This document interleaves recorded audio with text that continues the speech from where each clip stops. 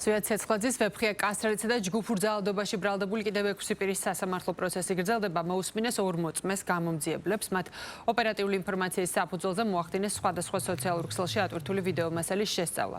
ლევან ბასილაძის და გიორგი ჯიქიას თქმით, მათ ვიდეო მასალა პირადმა წყარომ მიაწოდა. მათივე ინფორმაციით მიიღეს ინფორმაცია, რომ დაკავებული პირები დანაშაულებრივ ქმედებას ჩადიოდნენ. ეს პიროვნებები ისროდნენ სხვადასხვა საგანს პოლიციელების და სპეცრაზმის მიმართულებით.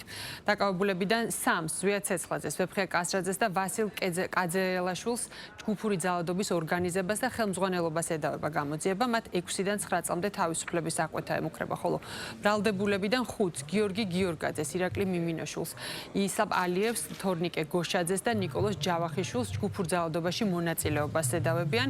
მათი ბრალი 4-დან 6 წლამდე ვადით თავისუფლების აღკვეთას ითვალისწინებს.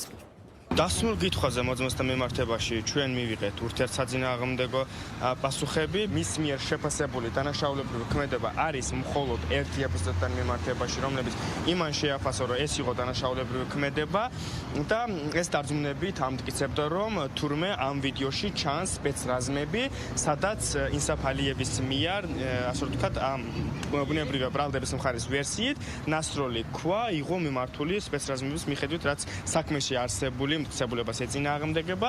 ამავდროულად ჩვენ დავინახავთ, რომ თვითონაც დაადასტურო, რომ ატაკით მიწედებული ინფორმაცია გამოგითხვაში კოპი-პეისტით გადმოკოპირებული და სიტყვაც კი არ არის დამოდებული